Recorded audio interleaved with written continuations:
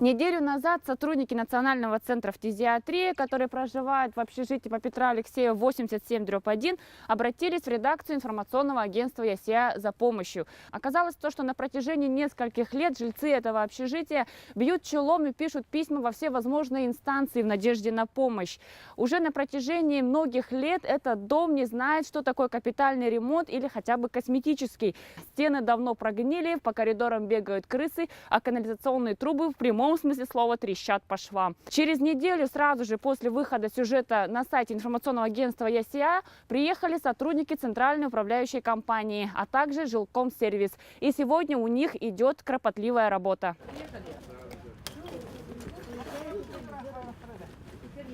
Управляющая компания «Центральная», по словам директора Ивана Захарова, приняла дом на баланс в мае 2014 года. Общежитие уже тогда было в плачевном состоянии. В рамках субсидирования муниципального жилья в доме заменили электропроводку и подготовили его к отопительному сезону. Собственно, на этом и все. Зимой же встал вопрос с септиком, который был переполнен и утонул в болоте. Собственно, из-за чего и происходит у жильцов канализационные вакханалии под полами. Действительно, старый септик у них находится в затапливаемом месте и там уже прогнил и, соответственно, практически соединился с болотом прилегающим. В этом году там эта проблема вылезла уже особо остро. Септик стал переполняться, естественно, не успевают откачивать. Из-за этого стали уже начинаться и разливы, и все прочие вещи. Проблему с септиком должен устранить уже МУП «Жилкомсервис», поскольку по решению мэрии весь деревянный жилищный фонд города разделен между управляющими компаниями, которые обслуживают только внутренние сети, и Жилкомсервис, который обслуживает уже внешние. Вследствие промерзания образовались наледи, мы их так по мере возможности убрали, где трактор прошел. Сейчас мы поставили греющий кабель сюда, и сейчас уже таких проблем нет. То, что здесь вода сейчас налита, это меняет управляющая компания водоподготовительное устройство, ВПУ. То есть, чтобы жителям сделать горячую воду.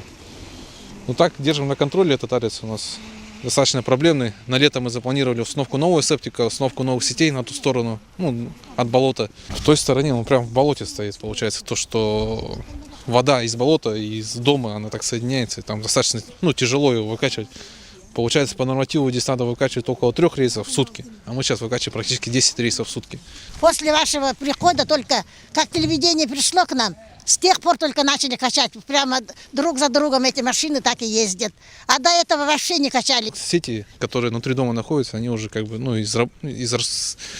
износились полностью, 100%. И у них там происходят постоянные течи.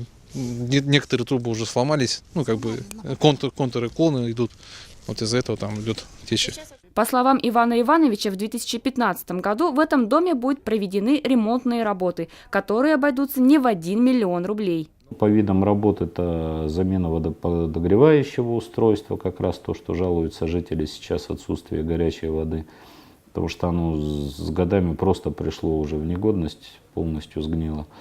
В том числе и замена и ремонт элеваторного узла, усиление и утепление цокольного перекрытия, ремонт заваленки. То есть, если делать все это вместе, это, конечно, и не 1 миллион рублей. Если, скажем, по частям, где-то в районе 300-400 тысяч, это по своим работам. Текущий ремонт инженерных стен необходим, он заложен на этот год по программе ремонта текущего деревянного жилого фонда по программе СГХ через мэрию. Он здесь будет делаться, я думаю, наверное, уже в мае месяце, после остановки отопления, он будет делать. Потому что здесь и проблема по теплу, некоторые квартиры холодные, и проблема, конечно, по канализации. Горячая вода у них обеспечивается за счет ВПУ, так называемого водоподогревающего устройства. Вот это то самое ВПУ, которое сгнило в этом году. И при затоплении, когда вот сейчас было переполнение септика, она стояла утопленная в воде, то есть мы даже не имели возможности к ней попасть. Сейчас ее отогрели, она еще во льду, наши работники там ее пытаются изо льда вырубить и посмотреть, возможно ли ее вообще восстановить, или придется все-таки до весны, скажем, терпеть, когда придут деньги по субсидии, тогда мы сможем его восстанавливать.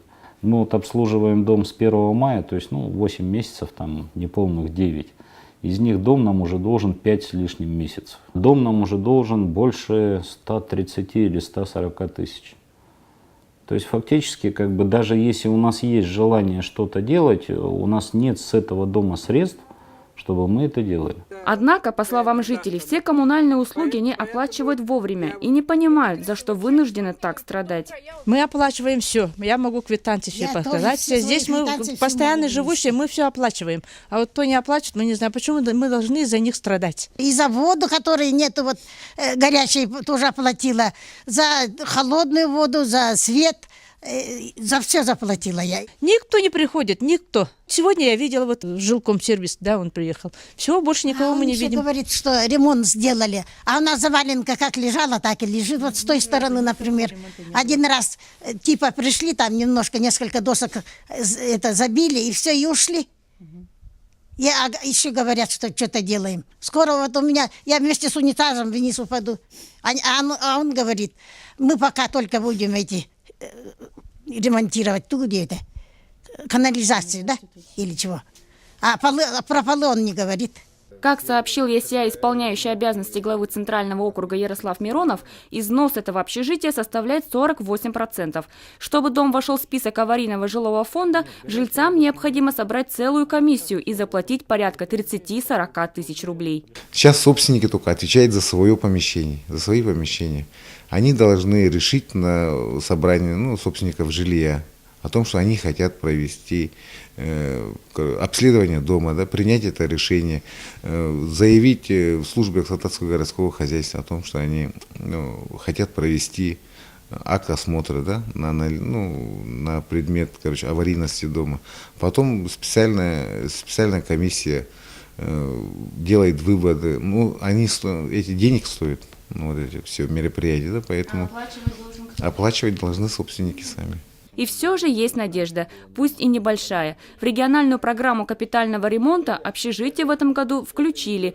Правда, ждать этой манны небесной придется 4 года. Данный дом, Петра Алексеева 87/1, да, стоит в плане 2018 года по ремонту. Итак, согласно информации, общежитие Петра Алексеева 87/1 в этом году включен в число многоквартирных жилых домов, которые вошли в долгосрочную региональную программу капитального ремонта. Здесь сменят теплоснабжение, электроснабжение, водоотведение, отремонтируют крышу и залатают, в общем, все существующие здесь дыры. Правда, жаль то, что согласно плану капитального ремонта эти люди будут ждать до 2018 года.